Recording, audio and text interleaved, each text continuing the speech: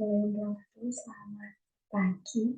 Perkenalkan nama saya Mariska Dina Amelia dengan NIM 210909017 dari kelas psikologi C. Nah, di sini saya akan menampilkan beberapa produk yang kurang ekonomi menurut saya sendiri. Nah, yang pertama ada sapu lidi, di mana mengapa sapu lidi ini kurang ekonomis? Seperti yang kita tahu bahwa sapu lidi ini umumnya terbuat dari lidi aren yang cukup berat, sehingga dapat menyebabkan kelelahan atau nyeri pada bahu, lengan, dan tangan kita saat digunakan. Nah, hal ini terjadi saat kita menyapu atau membersihkan area yang luas dengan waktu yang lumayan lama.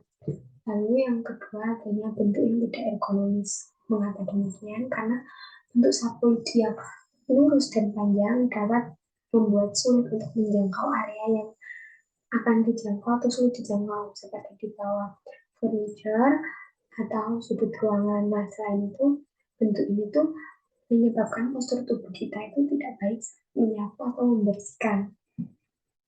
Lalu yang selanjutnya adalah kurangnya keseimbangan. Mengapa demikian? Sapu lidi itu umumnya tidak seimbang dibandingkan sapu jenis lainnya seperti sapu plastik atau sapu ijuk. Nah, hal ini dapat membuat kita saat menggunakan itu sulit untuk mengontrol sapu dan dapat menyebabkan kita terjatuh ataupun tersandung.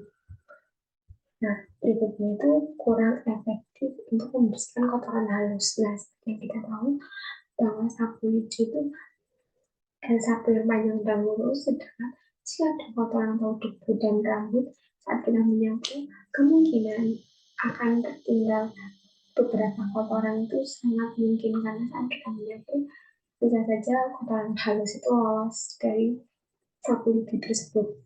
Dan yang terakhir itu mudah patah. Nah, seperti yang kita tahu, sapu lidi itu terbuat dari bahan alami yang mudah patah sehingga tidak tahan lama dan perlu sering diganti. Nah, mengapa demikian? Sapu lidi kurang ergonomis untuk digunakan. Payung, dimana meskipun payung itu merupakan alat yang sangat berguna untuk melindungi diri dari hujan dan matahari, pegangan seringkali itu tidak ergonomis. Mengapa demikian? Karena yang pertama, ketidaknyamanan di mana pegangan payung yang tidak ekonomis itu dapat menyebabkan ketidaknyamanan pada tangan dan pergelangan tangan kita, terutama saat kita menggunakan sisiran payung terlalu ramah, di mana bentuk yang pertama itu bentuknya kan terbuat dari plastik dan lurus dan tipis, jadi saat kita memegang itu seringkali pegal dan kram. Lalu adanya ukuran, di mana biasanya ukuran gagang payung itu terlalu kecil ataupun terlalu besar itu dapat mempengaruhi kita tidak nyaman atau kurang pas saat memegangnya. Lalu kita akan mudah kelelahan. Seperti yang kita tahu, saat kita terlalu lama memegang payung, di mana kita akan mengalami banyak sekali kelelahan di bagian lengan kita dan bahu kita saat memegang payung terlalu lama. Dan risiko cedera itu sangat tinggi karena kita memegang payung seperti ini, bisa jadi tangan kita akan kram dan otomatis tangan kita akan kaku,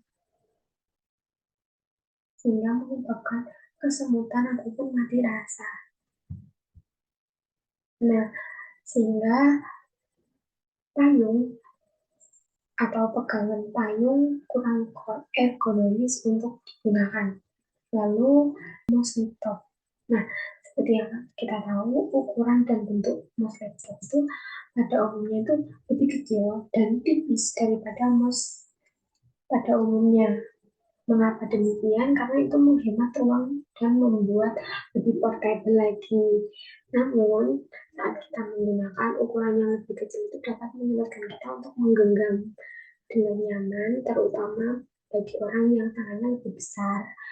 Apalagi bentuk mouse itu kan pipih seperti itu, atau bentuk mouse itu ada bengkungan seperti ini.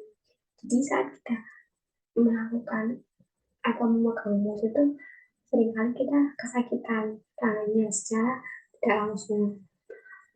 Nah, selanjutnya itu mouse adalah barang yang portable dan mouse itu harus diletakkan pada benda yang datar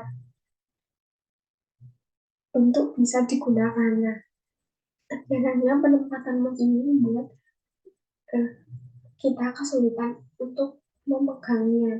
Jadi misal kita ada di eh, meja yang panjang, sedangkan mouse kita harus diletakkan di situ secara otomatis penggerakan pada mouse itu atau tangan kita itu lebih sulit untuk dilakukan seperti itu, atau gerakan yang berulang kali dilakukan itu membuat tangan kita akan cenderung kesemutan seperti itu. Itulah mengapa mouse pada laptop kurang ergonomis untuk digunakan.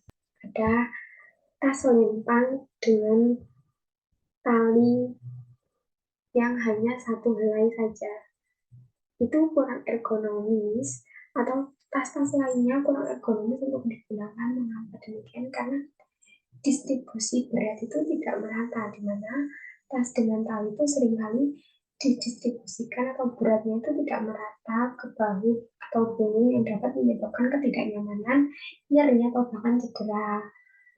Lalu yang selanjutnya adalah tekanan bahu dan punggung. Nah, saat kita menggunakan tas, seringkali badan kita atau postur tubuh itu buruk sehingga tekanan pada bahu dan punggung itu lebih mengalami tekanan. Lalu yang selanjutnya adalah kurangnya ruang gerak. Nah, seperti yang kita tahu bahwa saat kita melakukan selempang pada tas atau apalagi tas kuliah, jadi secara tidak langsung kita ini berfokus pada tas ini sehingga ruang gerak kita itu terbatas, apalagi kita harus memegang tas tersebut agar tidak jatuh dari bahu kita. Nah, sehingga tas dengan selempang itu atau tas-tas lainnya itu kurang ergonomis untuk digunakan. Lalu yang terakhir adanya skrof dengan gagang atau skrof tanpa gagang panjang, kurang ergonomis. Mengapa demikian? Karena posisi tangan tidak nyaman dan saat menggunakan skrof itu kita harus menunduk sehingga postur tubuh kita itu akan membungkuk, dan biasanya saat menggunakan skrof itu kita harus menggunakannya secara berulang kali seperti untuk meletakkan kotoran pada skrof sehingga postur tubuh kita akan mengalami sakit dan posisi tangan itu tidak nyaman sehingga posisi tergelincir atau kurang stabil untuk kita gunakan itu benar-benar terjadi seperti itu. Telah mengapa skrof yang tidak ada gagang panjang untuk kita menggunakannya itu kurang stabil, sehingga tadi saya sebutkan tidak memenuhi atau kurang memenuhi prinsip-prinsip dari ergonomi, yaitu kegunaan, keamanan, kenyamanan, keluasan, dan kekuatan. Terima kasih, itu saja yang dapat saya jelaskan. Kurang dan lebihnya mohon dimaafkan. Wassalamualaikum warahmatullahi wabarakatuh. Selamat pagi.